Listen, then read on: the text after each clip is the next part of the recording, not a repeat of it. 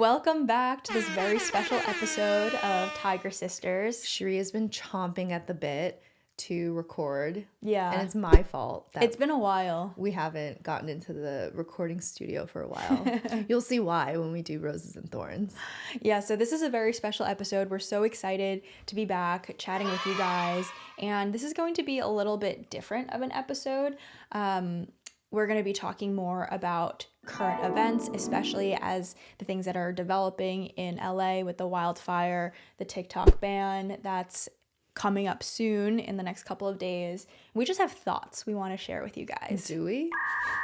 Yeah. Many thoughts. We always have thoughts. We always Let's have thoughts real. and ideas. I didn't even think I had thoughts, but I have thoughts. The thing is, like, Jean and I will, like, be on the couch, we'll be in the car, we'll just be, like, talking about all this stuff that's going on, and it's just, like, so much more fun if we can, like, put it in front of a camera and share it with you guys, because, like, these are the conversations we're having with our friends and with each other. Yeah, even, like, we were out at the store the other day. I don't know if you noticed this, but, like, we were just, like, talking to each other, and then, like I made a joke to you, and then, like, some lady nearby would, like, started laughing and was, like, enjoying our, like, discussion, and, like, she was like, oh, I agree, or something. She, like, chimed in. Oh, really? Did you not notice that? No, not at all. Oh my god, that's so funny. But yeah, so now we're finally back, and with this very special episode. Also, we are so excited for season 3 of Tiger Sisters. It's bananas. You guys are gonna love it because it's actually a brand new format. It's a new format that we've never tried before. Yeah. It's bringing in interviews that we did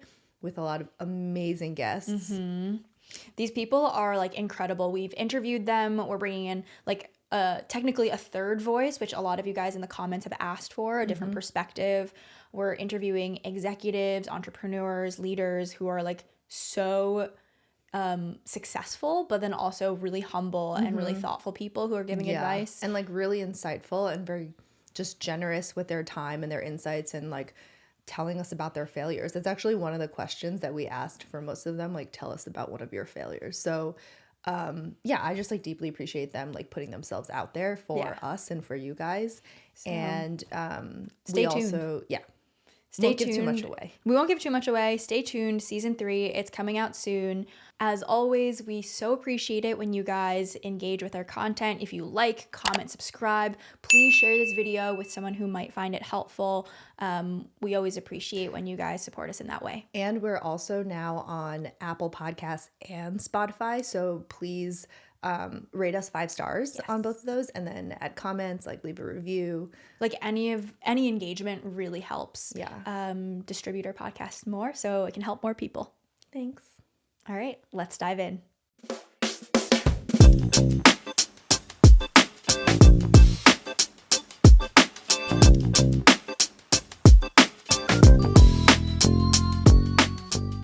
Let's start with Roses and Thorns. It's been a while. So, Cherie, why don't you kick us off with your rose? Yes. So my rose is that I am doing a new challenge, 2025 January. And I am doing a challenge focused on my gut health. I watched a documentary on my Delta flight. It's like a special, like, masterclass via Delta on gut health. And supposedly what you're supposed to do now is 40 fruits and vegetables, at least, like, incorporating a diversity of them into your diet every single week. And so I've been feeling really good trying to hit this number. It's fun to have a challenge, fun to have a goal every week. After I eat something that, like, qualifies as, like, a fruit or vegetable, a whole food, non-processed, I write it down, and it's just, like, a really fun way just to be more mindful. Even if I don't hit 40, which I have, even if I don't hit 40, it's, like, a cool way to be like, oh, I'm eating with intention and I know what I'm putting in my body, and it just feels good to, like, eat healthy stuff. I'm also loving Cherie's challenge because I am a benefactor of this because she does most of the, like, cooking and, like, food assembly. So I also ate 40 fruits and vegetables last week. Yeah. And we are on our way this week. Yeah, we've hit 19 or 20. So we're, like, basically halfway there. And, like, it could be, like, anything, like an ingredient like garlic or ginger, like, even that counts. It makes me more mindful about, like, scallions. Like, any, like, herbs that you're putting or cooking with. I love cooking. And so it just also helps bring some creativity. It's like, oh, I wouldn't normally eat eggplant. Like, I don't really make it like But normally. she did last week. But I did last week to get an extra vegetable in. And I love eating fruits and vegetables. So are Yes. you really going to keep this up like the whole year? Like you're going to have like 52 sheets that you're going to Oh, that would be sick. make into like a little booklet? Oh my God, I didn't even think about Are you that. going to like frame all 52 and put them on the wall like using your computer science notes? It's out of frame.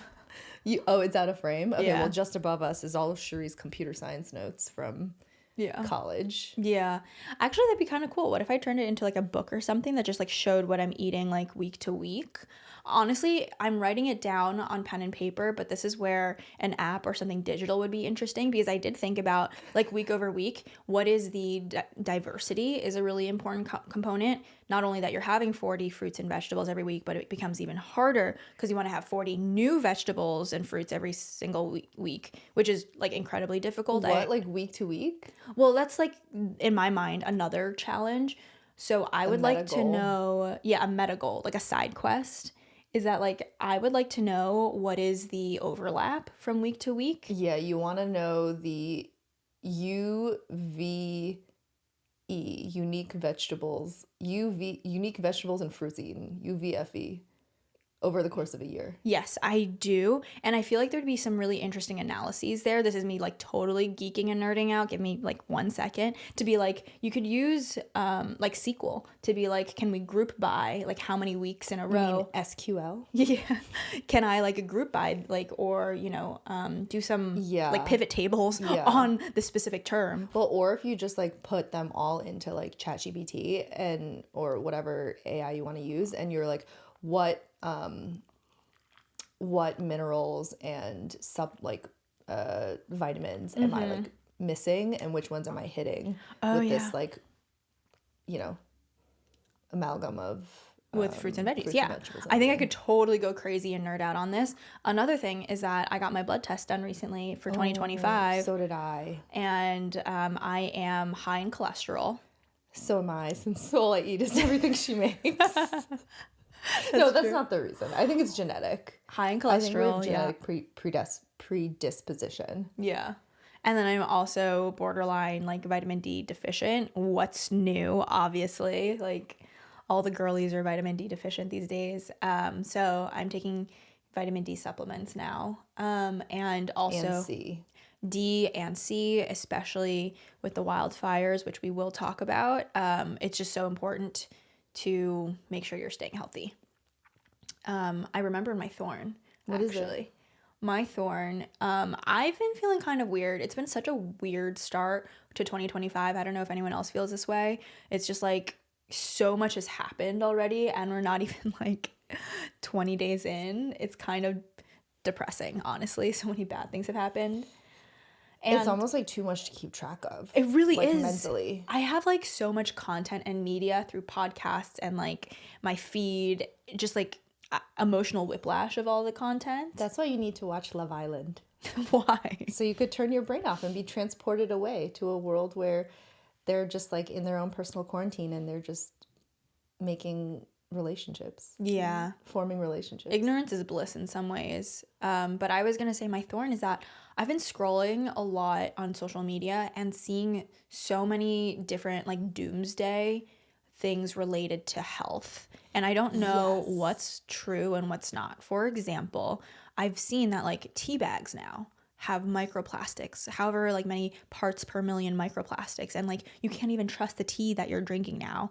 And now like red food dye by the FDA has been like banned or something where like you just have to be so careful. There's like also a bunch of like the eggs from Costco have like salmonella and have been recalled in this many states. I'm just like, I can't keep it straight, and I'm like internally like freaking out. So for me, I actually don't think it's like doomsday per se. I think it's actually slowly revealing all the things that have been true, but just we have not been privy to that information in the United States. So like whatever this red dye is, I guarantee you I haven't looked at the news article at all, banned in but Europe? I guarantee you it's already banned in Europe and like many other countries.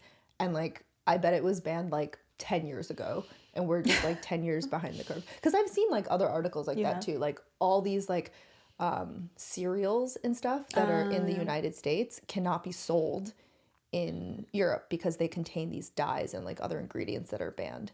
So that is why, It's like, so messed up.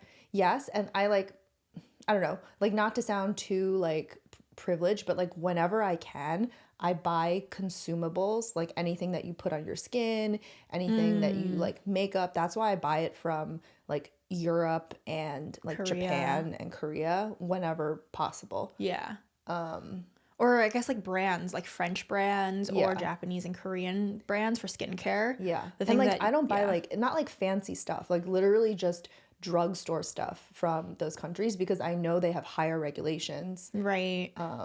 than like anything else you would buy that would be the equivalent of drugstore stuff in the United States. Well, another thing that I saw recently, and you're not going to like this one, is that perfumes apparently are like know. endocrine disruptors. I know. There's like paraffins or some sulfates. I don't even know what it is, but like perfumes have. Dry shampoo. Oh my God, dry shampoo. I live off of The dry shampoo. propellants. Yes. The propellants. Did you see in that dry as well? shampoo. I've seen it like I think I've seen all this stuff like way before you did. Okay. No, because and I think the reason you see it is because now you're drafting off of my algorithm. Okay. Now that we're like I'm my own in person. proximity. I don't know. I'm my own person. I have my own algorithm. What? Now that we're in the same proximity. Now that we share an IP address. Yeah, okay. I think my algorithm is being like, sent to you too. But Not the dry shampoo. But yeah, I think there are just things that you can act on and do as much as you can. And then there's things that you just have to like be aware of and acknowledge and live with and like make your choices. I don't know. I'm just seeing that a lot. So my thorn is just like these doomsday posts. Her thorn is that her eyes have been opened. Let me eat my red dye in peace. Just kidding. I don't even eat red dye stuff, but you know. Don't you? 40 fruits and vegetables, though. Okay, so Jean, please, I'd love to hear your rose and your thorn. Okay, so I'll start with my thorn, which we probably share, which is the LA fires of the last week. Yeah, it's a big one. It's really big. And it's hard to even like talk about because there's like so many components and it's just like overwhelmingly heartbreaking. Yeah. Like if you think about any like part of it, it's just really complex because like you want to be as up on the news as possible so that you can help, so that you can share resources, that you can, do anything that you can and also just like take the right actions. But then also like consuming that media is like really difficult too. Yeah. Because we're so close to it. I mean, we live in, We're in LA all the time, and I actually haven't seen any other content about people talking about it in this way. So that's why I'm like, I think it's important that we talk about it. We lived through the LA fires. Yeah. For like the week that it was happening, literally last Tuesday, Wednesday, like, and I saw the Sunset Fire from like literally 10 minutes like away. Like I saw it with my eyes. Like we're going to talk all about that, but like the health side, both physical and mental, some of our friends who have lost their houses. Yeah. Both, I guess, in the Palisades Malibu fire and then also on the Eaton fire. the Eaton fire in Altadena yeah. and Pasadena. And there's just so many different like aspects and layers of the fire to mourn. Like, I don't know, part of it, one thing that could seem like totally inconsequential to most people because there's obviously loss of life, there's loss of structures, there's a complete loss of entire neighborhoods like the Pacific Palisades and Altadena. But then there's also like the loss of, incredible like works of architecture and history, culture. and culture that will never be recovered ever again. And like some of those buildings, like I actually like the Will Rogers building, like I feel like a lot of affinity with because I used to go to Will Rogers all the time, especially during That's a museum. Yeah, it's like a state park that's like right in sort of like northern like Brentwood, like Santa Monica area. And there's like a really historic building there that is burned, is gone forever. Yeah. There's like that aspect. Then there's also like the secondary aspect of all the people who didn't necessarily like lose their houses or weren't displaced themselves, but all of the people that are the like support and work in the Palisades.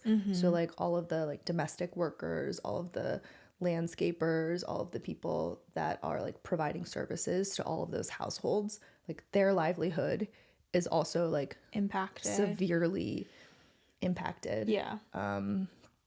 Not to even mention like the sort of disparity between, I would say, the Palisades, like Western LA fire versus the East Side fire, because the demographics of the people that were affected by those two fires is very different. Yeah. And even if you look at like the fundraising and like the GoFundMe for people who are on the West Side, I personally know people who were displaced, lost their house on the West Side, and they were able to raise, you know, $40,000-$50,000 through a GoFundMe in just 3 days.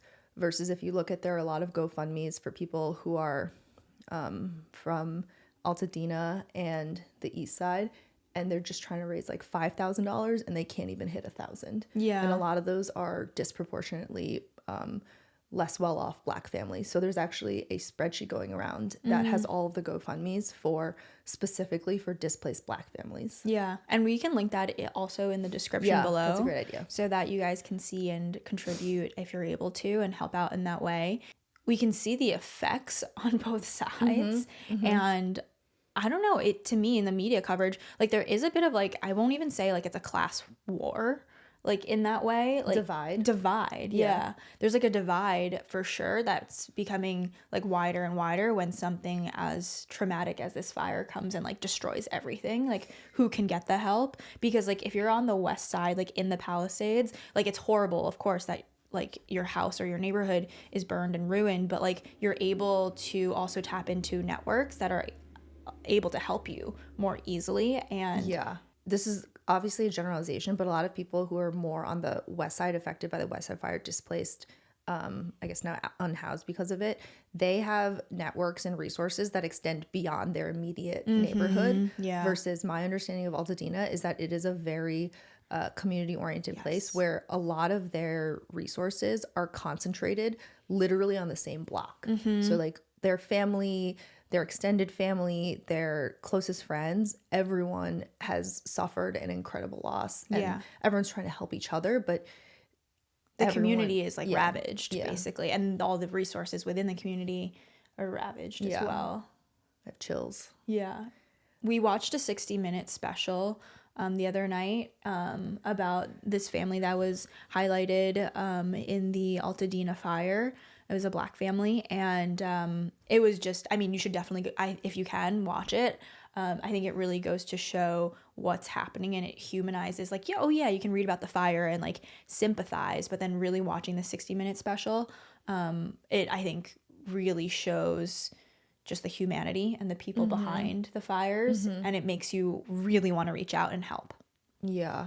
And the other thing that I think isn't as widely acknowledged or spoken about is that for a lot of people who were affected in the Altadena fires, the house was pretty much like the vast majority of their net worth, right? It was passed down over many generations, and it was the source of, and kind of, it was like the source of the little generational wealth that they did have. And it was kind of, for a lot of people, like a foothold into becoming middle class. Yes. When the previous generations were like very much solidly not anywhere close to middle class. I actually listened to a podcast episode. Maybe it was like an NPR like piece, a segment on it, where they said like in Altadena, like they own the property because like past generations have paid off the mortgage, and so this was like their like investment piece basically. Like all of their net worth was like locked up in this house that is now burnt down, where like,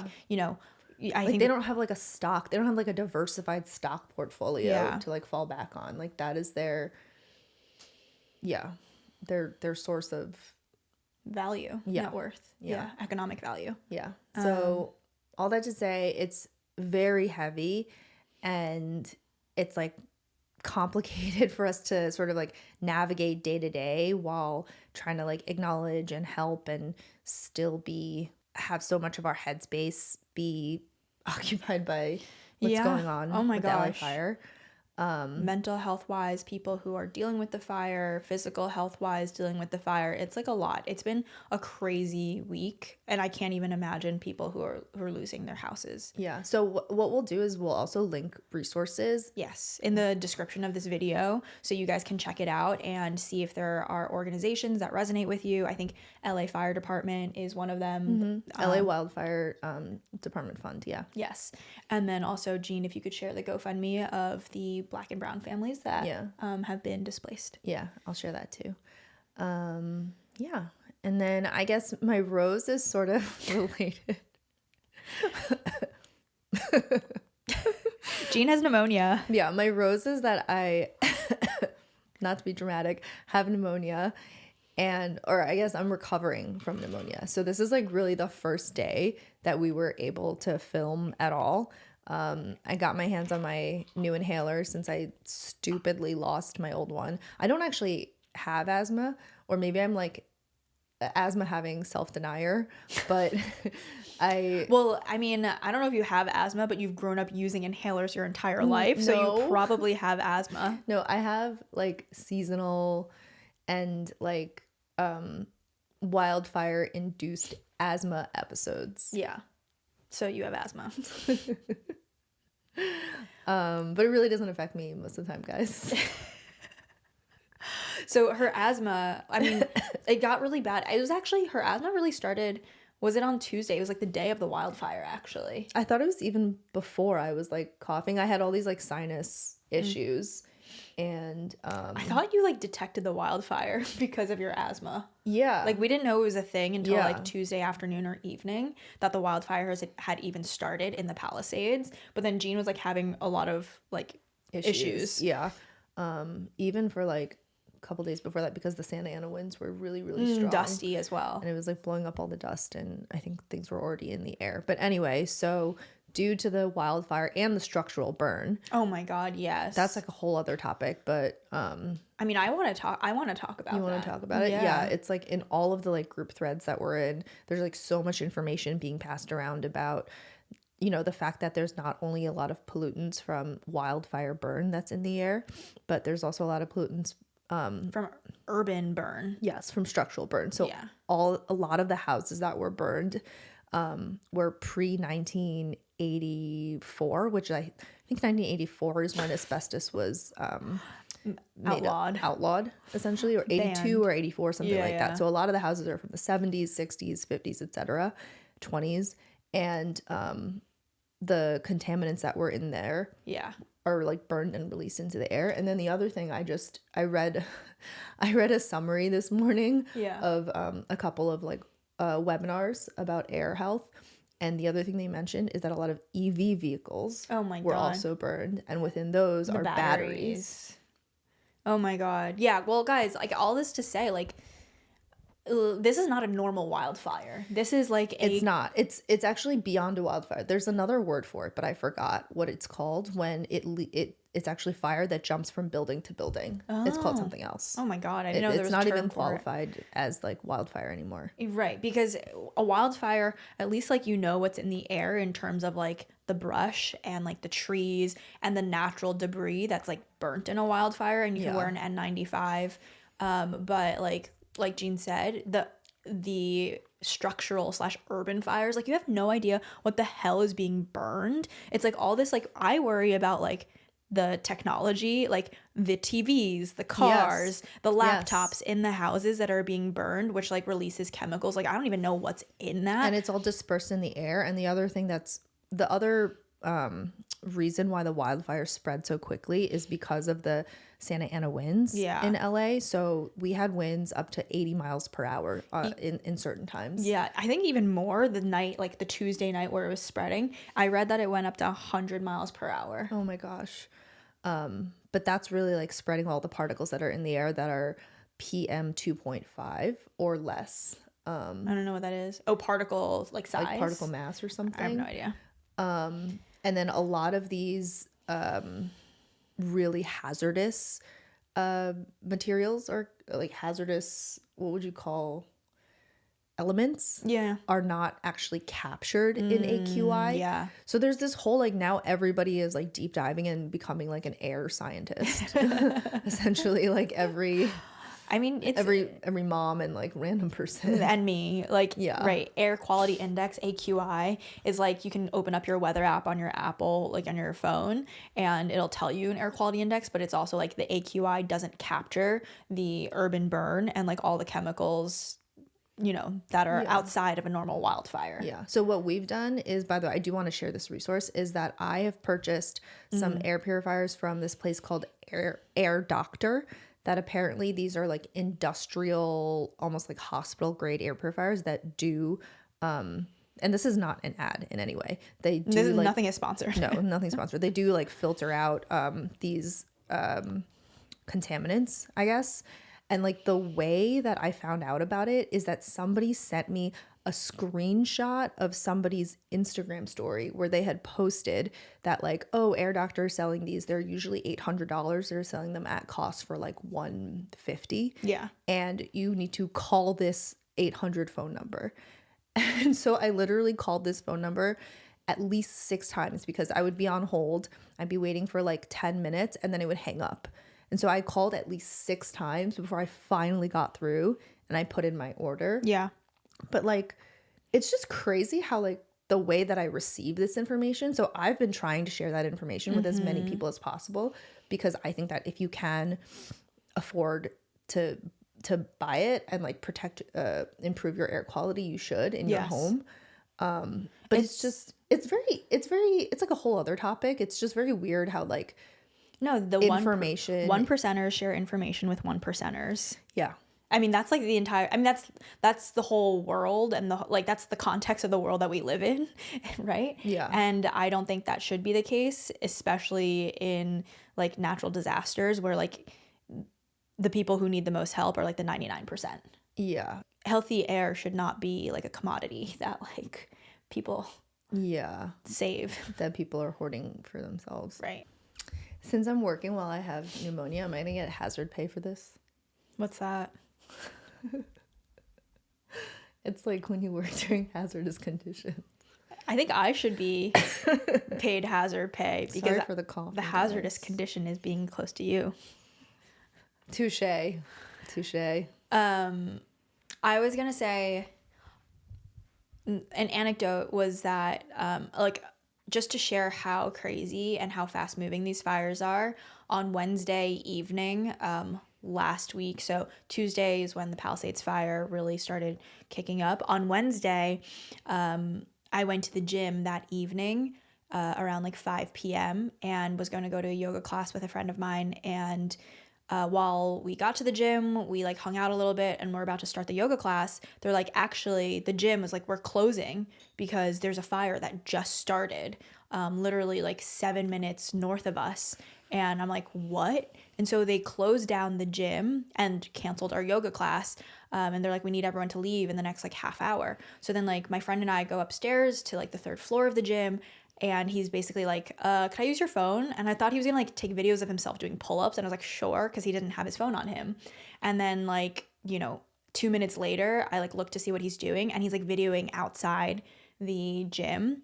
And you can see the fires. It was the Sunset Fire north of Hollywood, which like literally developed. The photos are like apocalyptic because It's crazy. It's like you could see there's like a Best Buy in the photo, A CVS, like a Target. CVS, Target, and then the fire is like upon you, basically. I'll see if I can put like an image that that he took of the fire. But basically, he like didn't want to tell me he was taking a photo of the fire because he knew I would freak out and be like, oh my God, it's actually so close. But he's like, don't look at here. Don't look to see what I'm doing.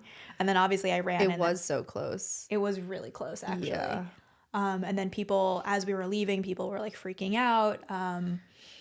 It was just like, it feels like apocalyptic, like COVID times. It really did.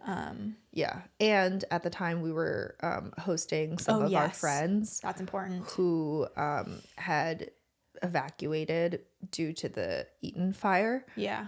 So they were staying on our couch and just like I don't know, everyone was really sad. It was like dismayed. Yeah, like more than dismayed. It was just like a really Depressed. yeah. I mean, they had to evacuate because their house was getting way too smoky on the east side, and they said they had headaches from the air that they were breathing in. It was like that bad. Yeah, and they were basically in the danger zone too. Yeah. And so they stayed with us. So if you can house your friends, I know they would appreciate that. Yeah. I mean, speaking of housing, now the housing market in LA, like who knows what's going to happen there. Probably turned upside down, wayside. Like who knows what's going to happen. Well, also apparently, like speaking of, resources being passed from one percenter to another, there's this whole like whisper network of houses that are being sold. Like you guys know about like pocket listings, which is basically the only reason I know about it really is because I watch a lot of like real estate TV. What's a pocket listing? It's basically a listing that is not yet on the MLS. So it's not publicly listed yet, but it's not on the market yet. Exactly. It's not on the market yet, but the real estate agent will have it kind of like in their pocket, and they're able to show it to specific people ahead of time. And they're like, hey, I can sell you this house without anyone else without it even being on the market yet. So now like pocket listings it's like one step further beyond pocket listings now, where real estate agents are kind of going to their old clients and being like, hey, do you want to sell your house? Like, I know you were thinking about selling in the next few years. Do you want to just sell it right now? And then is that for the people whose houses burned down? Yeah. Because it's burned down, and then a lot of the houses that even aren't burned down, like you can't live in them. Oh wait, so they're just uninhabitable. So the people whose houses were impacted want to sell that land. No, they're buying new houses. Where are they going to live? They can't live in, a hotel forever. They can't stay with their friends forever. They're buying houses. They're buying houses. They're buying long-term rentals. Yeah, that's all happening kind of like under the table in a way. Behind closed doors. Under the radar. Yeah. We're going to take a quick break, and then we'll come back to talk about other current events. Non-fire related current events. Hey guys, quick break to let you know that we now have merch on sistersmatcha.com. We have sweatshirts and t-shirts that we designed ourselves. Go check it out. And please rate us 5 stars on Spotify and Apple Podcasts. These ratings are so important for the distribution and survival of Tiger Sisters podcast. Thank you for your support. And we're back. What should we talk about? Should we talk about the TikTok ban? TikTok. I've been reading a lot of articles about this. I started out on TikTok in 2020, so I've been using the app for like more than 4 years. And I've been talking to a couple of creators as well who are sometimes like completely on TikTok, some diversify on TikTok versus Instagram versus YouTube. Cherie wrote this amazing article for Forbes that is really putting like a human lens on the effect of TikTok. So she basically interviewed a TikTok creator whose entire livelihood is on TikTok. Yeah, which is kind of crazy. And so I just want to share like the person behind the story as well. I think we can read about like the policy decisions and, Congress passing a bill, etc. But like, who are the real people it impacts day to day? And it was a great interview. So it's a great article. We'll link it. It really is a great article. Yeah. It's like nice and short, and it gives you some insight into a real person. Mm-hmm. And so one thing that I've been wondering and just like talking to Jean about is just like the TikTok ban taking effect on Sunday night. Like, what does that even look like? I think that's what people are wondering. And like one thing is for sure is that if the app is banned on Sunday, it will be taken off of the App Store, off of Google and Apple's App Store, so that people cannot download the app anymore for the first, they can't re-download the app. And if you do have the app, you won't be able to install any updates. So you will stick with the current version of the app right now. So update your app now. I'm going to do it now because I had the thought to do, because I don't have my auto updates turned on. And I had thought to do it the other day, and then I forgot. Yeah. So update your app because that will make it the most recent version, because with every app, like, of course, like the way that it works in technology is that like with apps, you put in like releases and bug fixes, new product updates, and that goes out in the next update. And the most recent version was January 9th. So that's pretty recent. It's interesting now people are turning to Red Note, Dead. I'm so dead for this. Okay. which is like a Chinese social media like learning app. It's like a combination of Pinterest and Instagram is how like most people describe it. I'm just like blown away by Americans, By the gall. by Gen Z. Yeah. And well, you know, I'm obsessed with Gen Z because like I built my entire last 10 years, my entire focus was building for Gen Z. So like understanding them, like building for them, catering to them, especially, you know, in terms of like building social media and building digital goods. Yeah. It's interesting. Like, I guess turning to Red Note, which is basically another Chinese owned application, even more so than like TikTok, I would say. It's run by the CCP. It's like owned by the Chinese Communist Party. It's like even more than TikTok, which is like owned by ByteDance. Right, which is a private company in China. Right. Like Red Note is like even more extreme in terms of like. Well, also Red Note is what is it called? A euphemism. Oh yeah. The name Red Note. It's called Xiaohongsu, which is Little Red Book, which is a reference to Mao Zedong's like infamous Communist Red Book of like communist manifesto. principles. Yeah, exactly. So it's just so funny. Apparently, Do you think people know that? no. The average person who's downloading Red Note, no, they don't know that. Why would they care? Do you think they should? Do you think it would impact their? Do you think it would impact like how they're thinking about? No, like, because things? I think the average person in the United States is not concerned with or thinking about national security. Maybe they should be. Definitely not the average Gen Zer. Maybe they should be. Which is also kind of ironic because I think Gen Z, it's actually, I think it's like two prevailing like principles of Gen Z or like tenets of that are like in competition with each other. Because one is I know Gen Z is very like privacy conscious. Really? I think so. Like in like about their data. Much more so than like previous generations. Oh, but then millennials. Yes. And then on the other side though, they're kind of like establishment. Yeah. So like on one hand, they're going straight to Red Note where the data, everything that they do is owned by China. Yeah. Directly. Like there's not even like the premise of it. Being a privatized like. Yeah. Being a privately owned company Yeah. that's based in China. And then on the other hand, though, they want to be like, you know, F the United States government for taking away our social media app, TikTok. So we're going to go straight to Red Note. But just the content about Red Note on TikTok is so funny. Yeah. It's like all of a sudden everyone is like learning Mandarin. Right. Duolingo is like on it. Have you seen like Duolingo's like, Yeah. oh, now you're learning Mandarin? Yeah. Like this is what it takes. Yeah, I kind of see it as like really problematic. I don't know. Like I think it's like haha fun and games, but then also like it's kind of like too in my mind. I'm afraid it's like too stick it to the man ism to me. Like I think it's gone like too far where it's the Luigi Mangionification Yes. of the generation. Yes. I feel like we are going to look back on that and recognize that as some sort of like totem, as some sort of like tipping point or like physical action manifestation of a lot of the energy of Gen Z. Like Gen Z is now, I mean, this is like a generalization, but like how I see it is like Gen Z or like the new generation is taking matters into their own hands. Like they were already anti-establishment and like already like ready to protest in the US, and now like seeing Luigi Mangione taking a stand. Well, it's just the discourse on TikTok about Luigi Mangione is so pro anti-government. Yeah. How do you even say it? It's just so pro individualism. I don't know.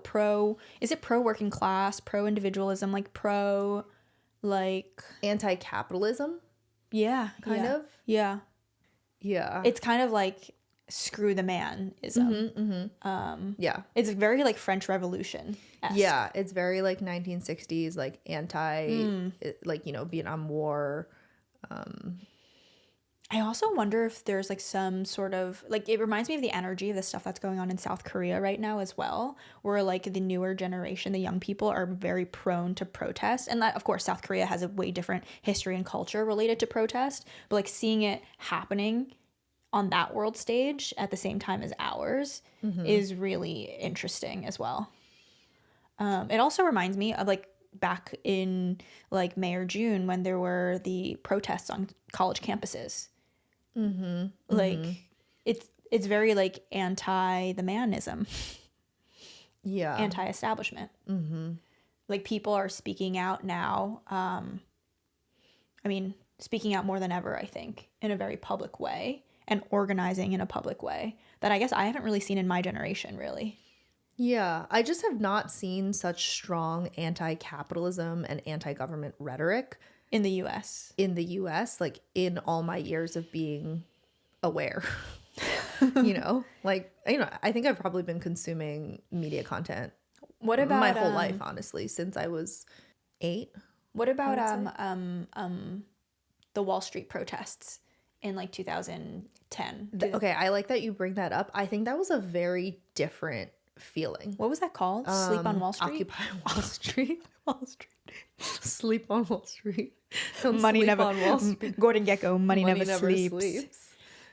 Meanwhile, I was literally working on Wall Street. Meanwhile, You were there during Occupy Wall Street. I was there during Occupy Wall Street. That was a little bit awkward.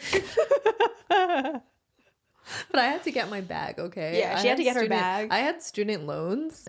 Yes, so it was different because Occupy Wall Street, I will say this, felt very blue collar. It felt very blue collar versus white collar versus I think the atmosphere today is people who are kind of like across all socioeconomic classes revolting against the prevailing system of capitalism and governmental oversight. Yeah. Interesting. So it's like across the board. It doesn't really have to do with socioeconomic status. Yes, I don't think so. I think it's more so of like a state of mind and like perspective and like a new set of driving principles that are across the entire generation, regardless of your socioeconomic class. Since you're a zillennial, Yes. do you? Woe is me. I fit nowhere. I'm not a millennial. I'm you're not everything. a Gen Z. Yeah. You can be anything you want. That's what I've been telling Cherie since she was 2 years old. That's how we have what we have today. Do you notice like a difference between like certain groups of friends of yours, or not really? Do you mean like how they think and stuff, or like how? Yeah. I would say most of my friends who are also zillennials skew more millennial than Gen Z, I would say. Like all of my friends who I've made in tech feel more millennial and feel more like drawn to capitalism and like getting a taste of like that sort of life. They don't feel like anti-establishment. They feel very establishment to me. Especially, I mean, they've gone to Ivy League schools. Yeah. They work in consulting, finance, PE. Yeah. They want to be in those fields and are like working really hard. I would say like the Gen Z generalization that I haven't quite experienced in my friend group is that like, people like Gen Z don't want to work. Like I haven't really experienced quite that yet. Nobody wants to work anymore. Nobody wants works to anymore. work. We'll have to throw up the meme. Is it Or Kim link it. Kardashian? Oh yeah. Meme? Nobody works anymore. So yeah, the TikTok ban. We kind of went on a tangent there to talk about the Luigi Mangione effect of everything. But I'm just so curious to see in like 20, 30 years, like how this is reflected in like the history books or like the annals of history. I mean, what sparked like World War I or World War II? It was like the assassination of like Archduke Ferdinand or something. Do you remember that? But it was this like one person who like assassinated the Archduke of like. That's a wild connection. But it kind of feels like that. Yes. That like a single assassination of a white man in power. Yes. Could have who so many had influence and direct impact on hundreds of thousands, if not millions of people's lives. Yes. Everyday people's lives. And also I think it's a lot of it is a symbol. It's a symbol. He was a symbol. The assassination was a symbol of some larger discourse. And I wonder, as Biden's leaving the Oval Office, literally like this week / next week, he's leaving with the lowest ratings ever, actually, is what I saw online. Yeah. And I don't really know how, the sentiment that we just talked about will show itself in the next administration. Another really interesting part, I know like Luigi Mangione is not like really in the news as much anymore, but like one thing that I just really want to like get out there, and like a thought that I had, is that I think something about the fact that he himself grew up wealthy. There's nowhere, like he's just straight up wealthy, right? Like upper class, went to UPenn, like moves in all of the same circles of the person that he allegedly assassinated. Like he could have come into contact socially through, with the person that he assassinated. Like he could have had like family friends in common or something with him. Like there's something there too that's very powerful. And also obviously the fact that he is a like cishet male that's like very attractive with like abs that like people can like rally behind in a visual way. Yeah. I mean, but also goes to say like, or sorry, he presents as a cishet male. I don't actually know, obviously. I think he is, because I saw someone posted on my Instagram, someone who went to Penn. Okay. Sorry, like someone's story was like of a screenshot of a text conversation they had with another person, because they all went to Penn and were like, they've crossed paths with Luigi. Yeah. Like someone's like made out with him, and it was like a woman? Yes. Oh, okay. In college. Yeah. But like it's weird that like we are like third degree connected in that way, because he went to UPenn, or I don't know if he went to Wharton, but yeah, because he went to. Yes, and I think that makes him a more acceptable figure for Gen Z to rally behind as well, or like the broader public feels more comfortable with, I guess, like lionizing him. Yeah. Like there's no other word for it. I was very disturbed by that kind of rhetoric, but it's all like the Luigi Mangione like ification of things. Well, it's just very much like a Gen Z response. Like, of course Gen Z is like turning it into like a sexual meme. Of course. I'm not surprised at all. I don't know. I just felt weird. I just felt like this is. I bet there's fanfics being written about this man as we speak. Yeah. I'm disturbed. I thought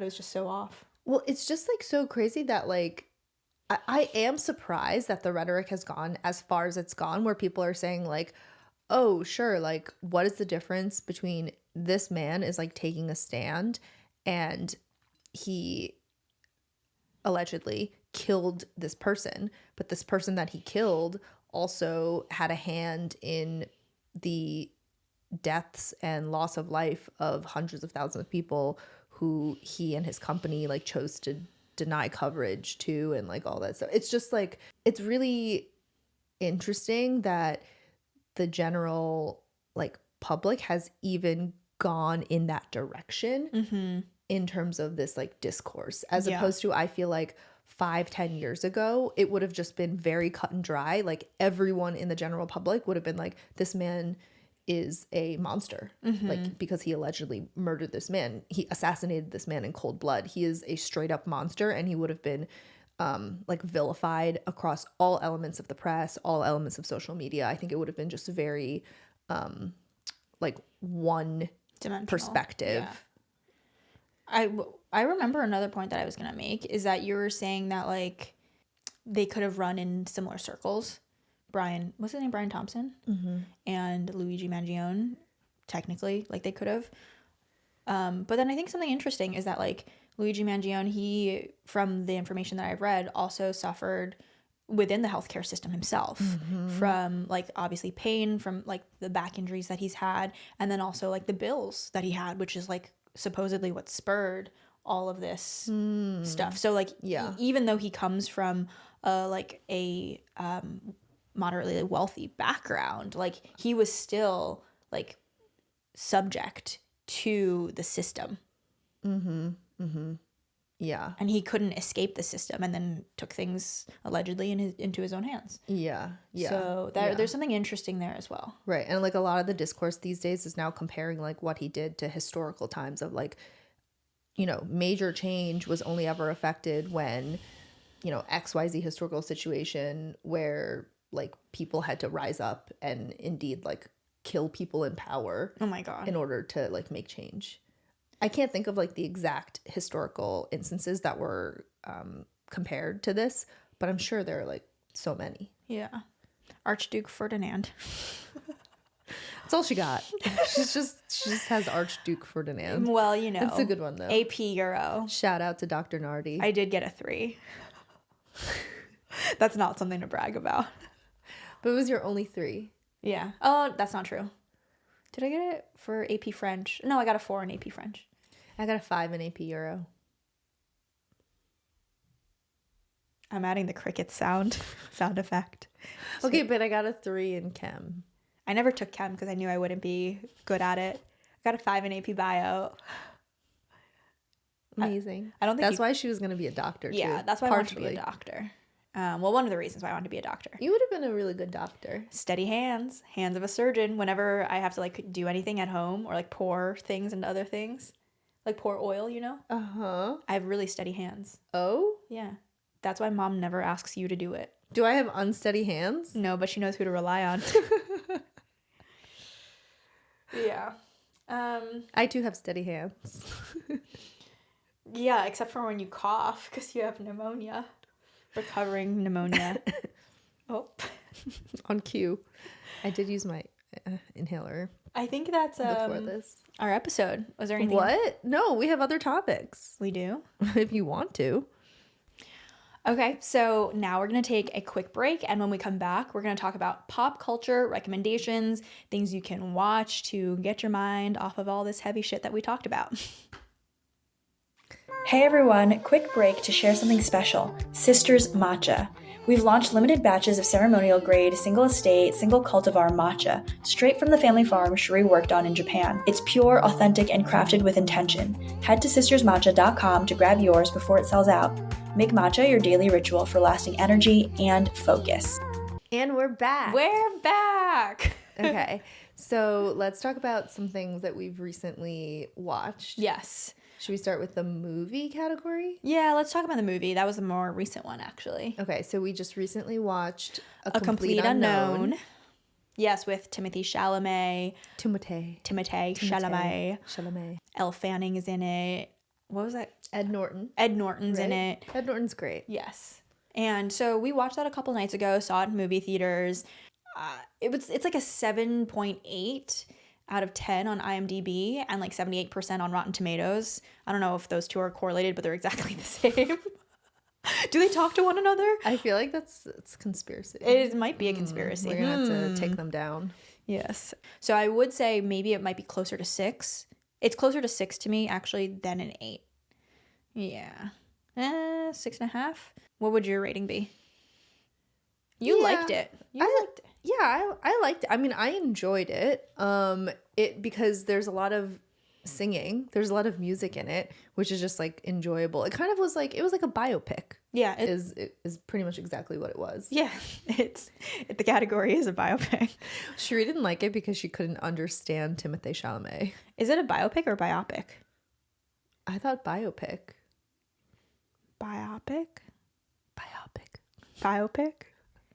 I guess we'll find out. Oh my God, that's embarrassing. Yeah, I couldn't understand anything Bob Dylan said in his like accent, which I couldn't even really quite place. I'm a subtitles girly, and me too. Watching it in the movie theaters, and it was so freaking loud. This is my gripe. My gripe is I couldn't understand what Bob Dylan was saying. And my second gripe is that movie theaters, and I've seen a couple of movies over the last few months, they've like turned up the dial on the volume to like 300%. For the boomers. So I'm like literally going like this in every single movie that I've seen recently because I forget to bring my earplugs, and I will bring my earplugs next time. It's insane. I thought We're going to be the deaf generation. I swear. I swear. okay, I personally really like Timothée Chalamet. I like him. Did I like him in the movie? No. 6. Fine. 6. Yeah, I would give it like a 6.5. Didn't I say that? And I think the thing that was funny is that because I feel like as a generation we've had so much media exposure to Timothée Chalamet as like a person instead of just an actor, we kind of like know his personality. Yeah. So there were times in it where I felt like he sort of like broke character and like giggled in a way or like moved in a way that I was like, oh, that's Timothée Chalamet. Like that's not Bob Dylan. That was Timothée Chalamet. Not to say that he wasn't. I don't know like what Bob Dylan was like. So like maybe he did an incredible job of embodying Bob Dylan. I know he studied for like many, many years to make this movie. But there were times when I was like, oh, that was a Timothée Chalamet giggle. Did you like that, or did you think it helped the movie or hurt the movie? Because usually you've said this before about like Angelina Jolie or other actresses like Nicole Kidman who are so iconic as actors themselves that the characters they play, it's like it's just detracting from the character that they play. Do you feel that happened here? A little bit. Got her. A little bit. Like much more so than previous movies that he's been in, only because I feel like his media exposure has gone like exponential in the last year or two. Yeah. That's kind of interesting. Miss Lawton. Statistics. I love that video. I mean, I think he's like hilarious. I think he's like, well, he's been in so many different things. He's in Dune, right? He's in Willy Wonka. He's obviously in Little Women. oh, Little Women. He's just he's so good. He's in that. prolific. He definitely is prolific. That man works. He gets the job and he works. It's something interesting because he's so in the media now, especially like dating Kylie Jenner. Like, I don't know, he's like he's in media now, in the media. You know, Cillian Murphy, like famously is very outside of the media and doesn't like to go to like award ceremonies or do interviews really. And so I wonder if that lends some sort of like mystery to the actor. So like we can continually place him in the movie that he's in instead of, you know, taking his personality, which we see in the media, and like putting it into the movie. Yeah. Do you think that has a thing to it? Yeah. Does that have legs? Such a good, well, because like if you saw Brad Pitt in a movie now, or like George Clooney, you're like, yeah, that's Brad Pitt playing someone. That's George Clooney. You can't like suspend disbelief and really be in the time and place of the movie anymore without recognizing that that's character. Brad Pitt playing a character. That's interesting. Yeah.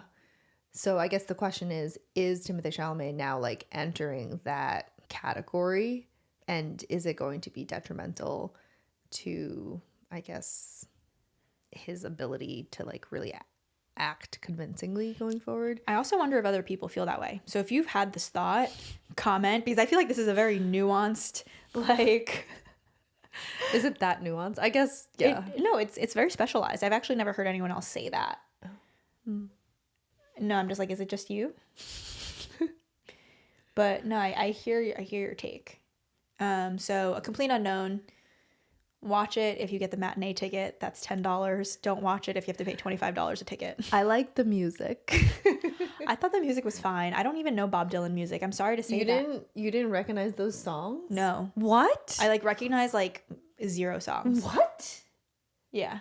Oh, that's why she didn't like it. Yeah. Duh. I didn't know any of the music. You have no connection to that at all. Well, also, what? Well, okay. That's why you're a zillennial. I also think that's why I'm like a zillennial first gen. Like, what does that mean? Like, our parents didn't grow up listening to this music, or like, but mom knew some of the songs, but never shared it with me. Never played it at home growing up. So like, yeah, how would I know? I knew the songs, and no one shared it with me in the house growing up. My point exactly. I was listening to like Britney Spears and NSYNC. Like, I've never listened to Bob Dylan. He's on the radio. Like, he was on the radio all the time growing up. I know. Nothing. This was me in the movie theater and me in the car, apparently. I like didn't listen to any of the music. I had no idea. Oh. I actually didn't really know who Bob Dylan was. Did you like the music? Yeah, I like folk music. And not electric. Ooh.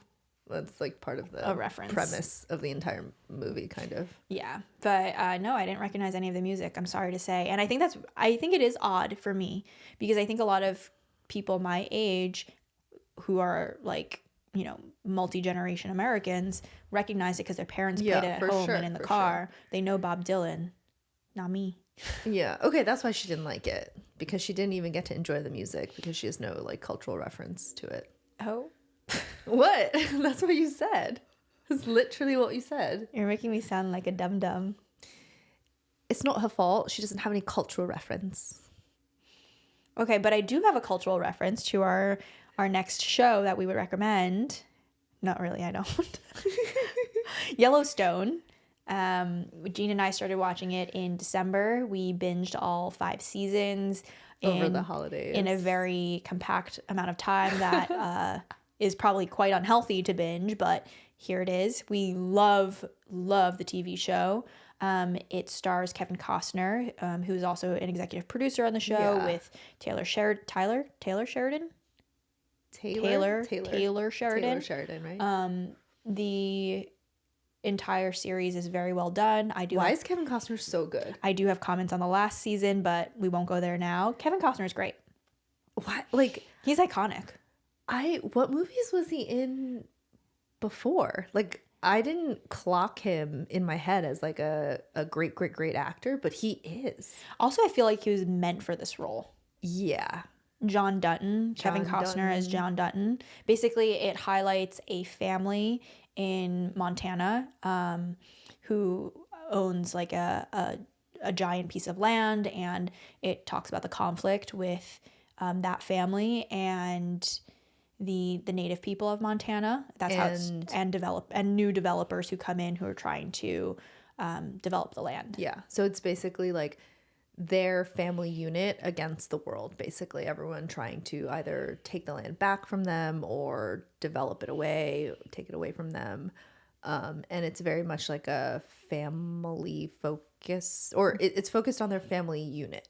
Is it like Succession? I haven't seen Succession. Yes. There are definitely shades of Succession where it's like each character in the family is one of the main characters. And there's a lot of interfamilial conflict.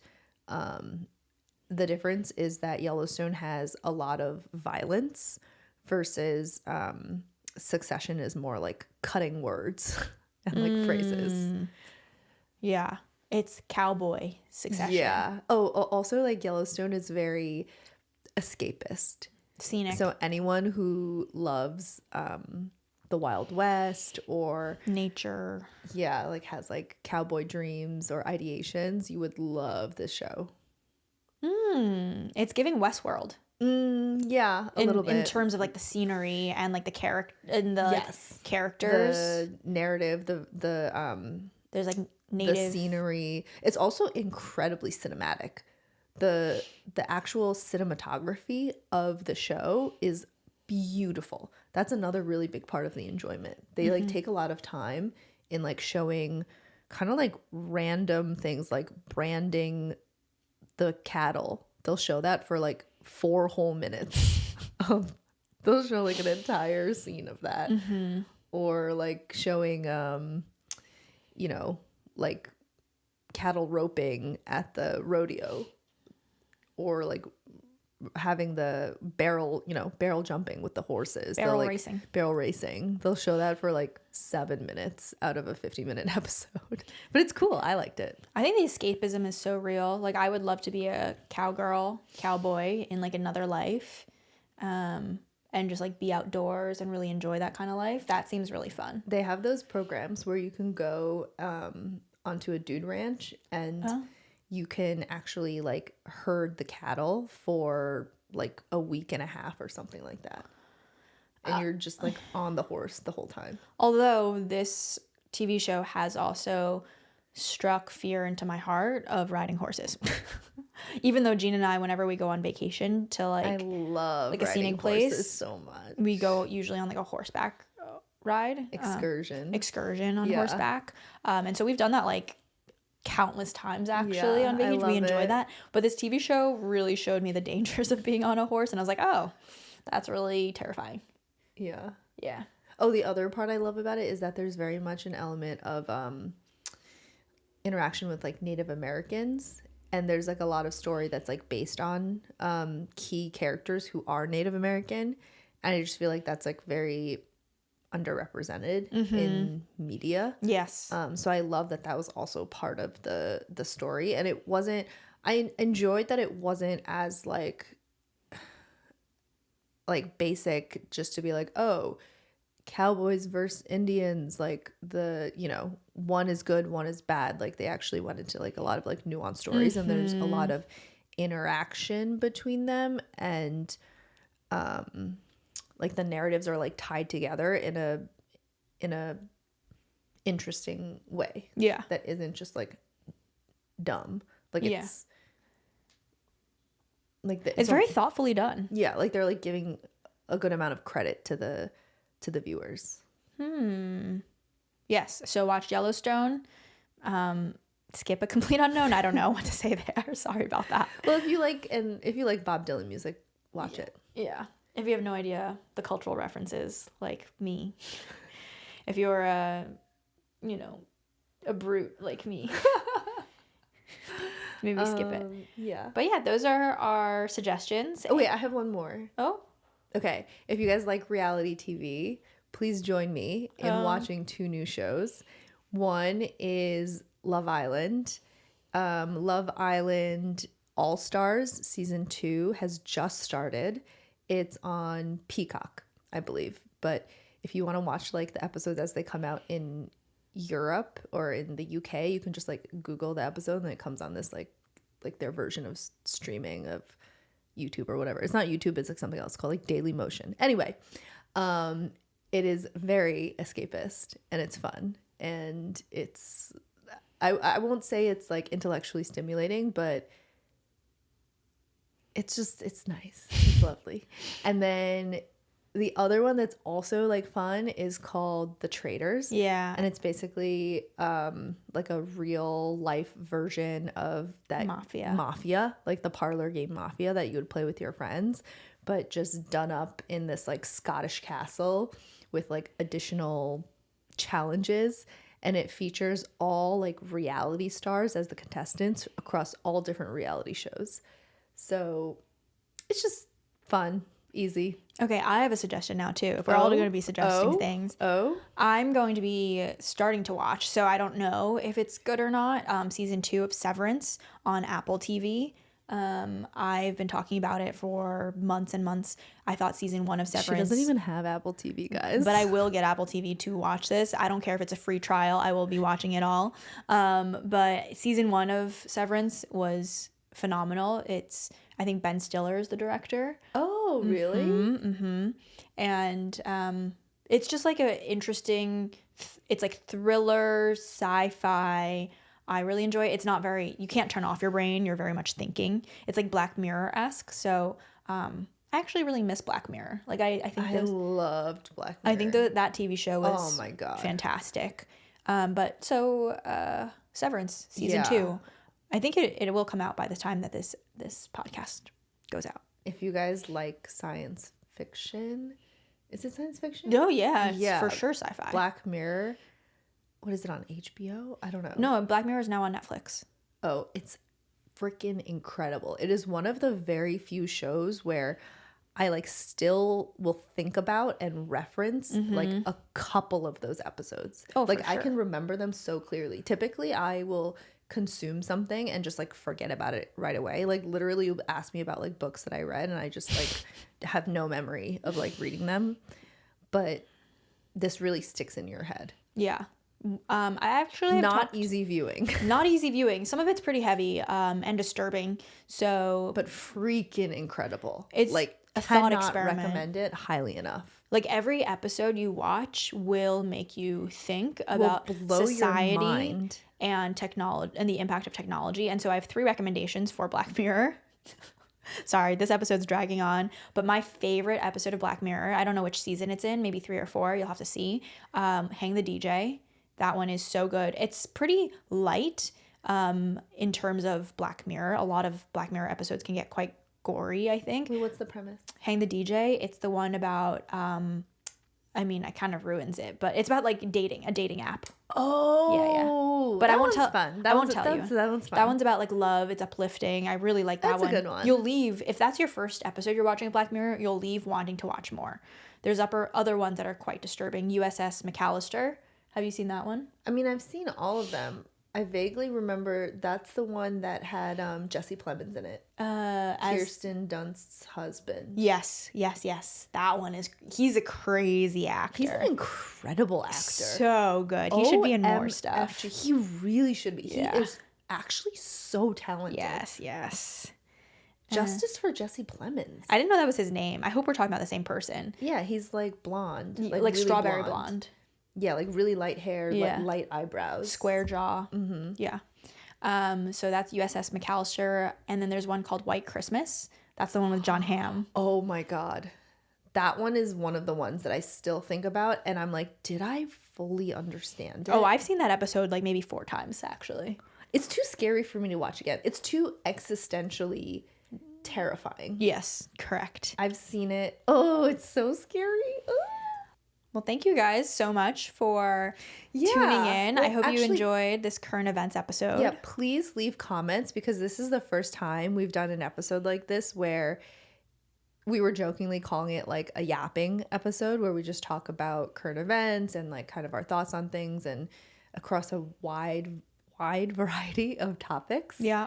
But yeah, we'd love to know if you guys want to hear more of these or if you just want us to more stick to what we've been doing so far. Yeah. With mailbag, other segments that we've had, our book club stuff, like we can return to that, but just like would love to hear from you. Any thoughts you guys have? Any It's not opinions? either or. This type of episode of like current events and yapping would be in addition to the more kind of like educational stuff that we already produce. Yes, exactly. And please, as always, remember to like, comment, and subscribe so that you can get notified whenever a new episode drops. And we would so appreciate it if you could share this episode with someone who might find it helpful. Share all the goodness. Thanks. Bye.